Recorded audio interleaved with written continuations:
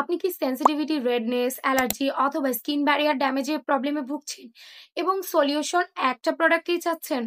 তাহলে কিন্তু এই ভিডিওটা আপনার জন্য। আজকে আমি রিভিউ শেয়ার করব পিউরিটো সেন্টেল আনসেন্টেড সিরামের। আর এই সিরামটা আমি লাস্ট ইয়ারও ইউজ করেছি, এটার যখন ওল্ড প্যাকেজিং ছিল, এবং এবারও ইউজ করছি। তো চলো কথা বলা যাক পিউরিটো সেন্টেল আনসেন্টেড সিরামের ইনগ্রিডিয়েন্ট লিস্ট নিয়ে। এটার ইনগ্রিডিয়েন্ট লিস্টে কিন্তু গ্লিসারিন, নায়াসিনামাইড, প্যান্থেনল, স্যান্ডালাইসিটিক এক্সট্রাক্ট এবং সেরামাইড ও পেপটাইড আছে। তো ইনগ্রিডিয়েন্ট লিস্ট থেকে তোমরা বুঝতেই পারছো এটা কিন্তু তোমার স্কিনের রেডনেস দূর করার পাশাপাশি তোমার স্কিন ব্যারিয়ার রিপেয়ারেও কিন্তু খুব ভালো কাজ করবে। এখন চলুন এই সিরামটার টেক্সচার নিয়ে একটু বলি। এই সিরামের টেক্সচারটা কিন্তু একেবারেই জেল বেসড। আমি জাস্ট আপনাদের সাথে একটু শেয়ার করি।